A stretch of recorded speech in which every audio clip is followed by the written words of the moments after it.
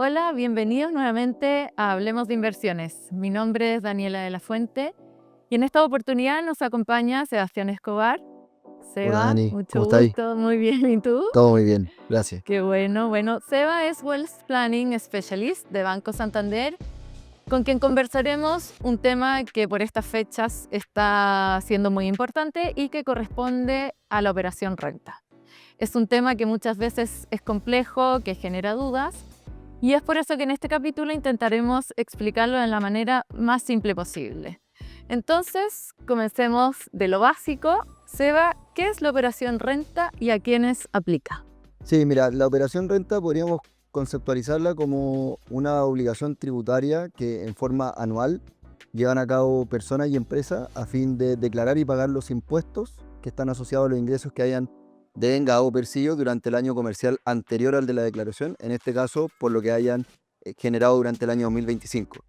Este proceso de la operación renta es un proceso que aplica tanto a empresas como a personas naturales, trabajadores dependientes e independientes, sin perjuicio de ciertas excepciones que aplican, por ejemplo, a aquellos trabajadores que tienen un solo empleador, los cuales no están, digamos, obligados a presentar nuevamente la declaración. ¿Mm?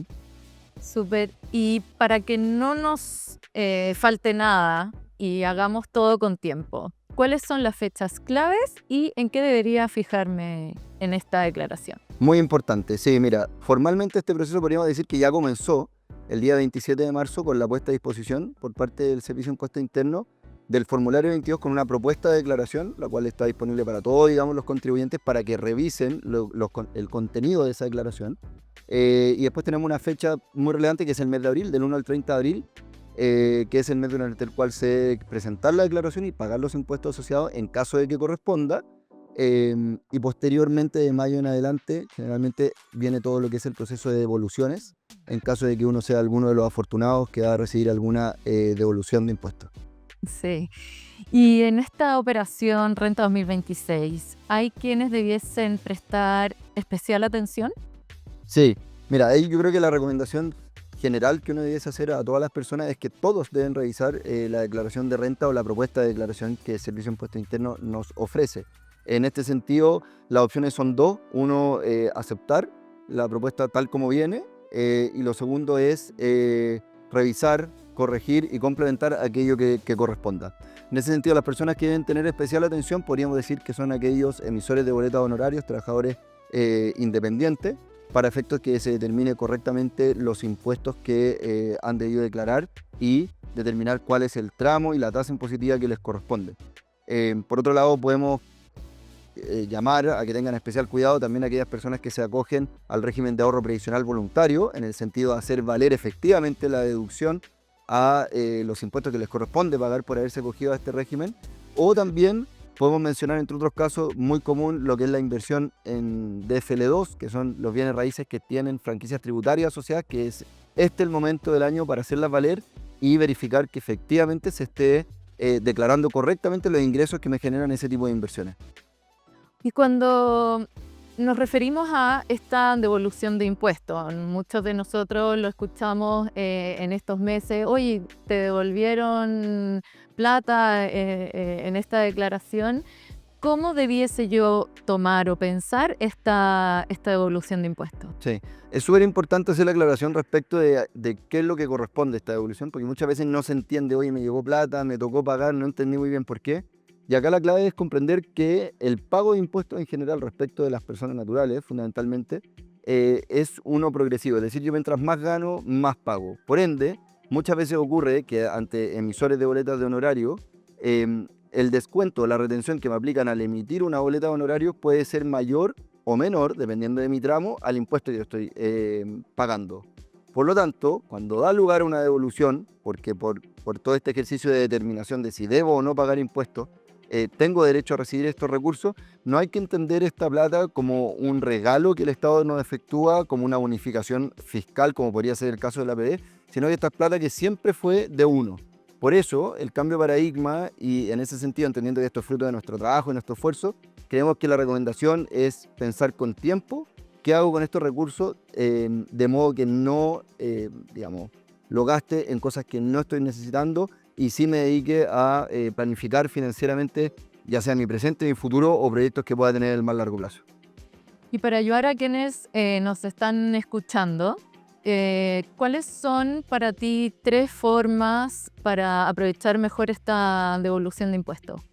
Sí, un primer consejo que nos parece sumamente prudente, que lo reiteramos en todas las instancias que tenemos un poco de educación financiera a nuestros clientes, es primero pagar esta deuda que puede ser un poco cara. ¿Qué entendemos por deuda cara? Lo que son créditos de consumo, cuando tengo la línea de crédito utilizada, etcétera, que son productos que me ponen a disposición y que ojalá yo solamente esté usando en situaciones de emergencia, pero que no me están generando ninguna utilidad porque existan.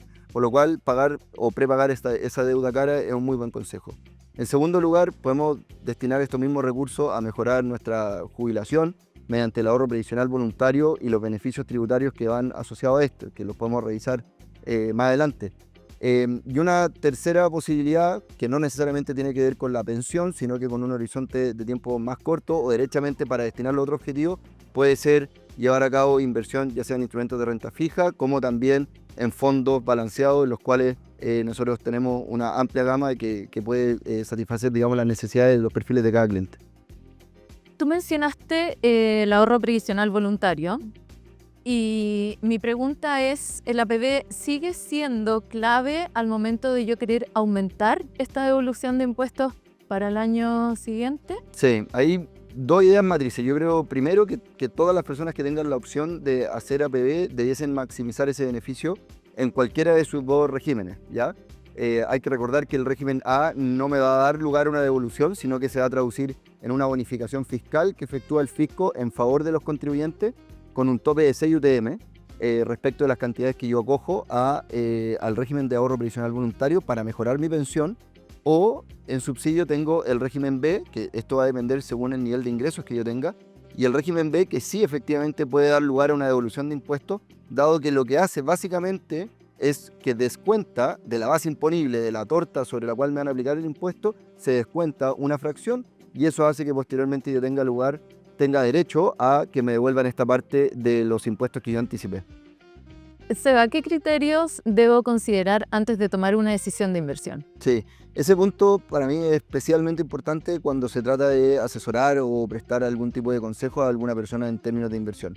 Y lo primero es determinar el perfil de inversionista. Esto está absolutamente ligado a lo que es la tolerancia al riesgo, cuál es mi aversión al riesgo, cómo me siento cuando veo que los mercados caen o cuando los mercados suben y cuál es mi reacción frente a esas situaciones y qué tanto puedo tolerar estos vaivenes del mercado, ¿ya? Eso si me duele la guata o no me duele la guata si Tal veo cual. caer mis inversiones. Y si cae 5% tu reacción va a ser vender, probablemente es que no se hizo un examen adecuado de cuál es tu perfil de inversionista.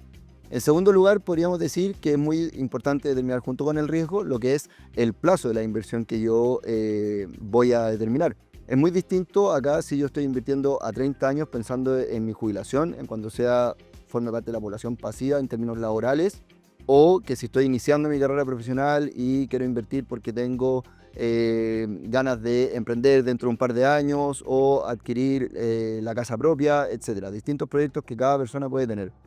Tercer lugar tiene que ver con la liquidez, es decir, en cuánto tiempo yo necesitaré contar con determinados fondos. Y en ese sentido es súper importante hacer un examen acucioso de las cantidades que yo voy a necesitar y cuándo voy a requerir de ellas.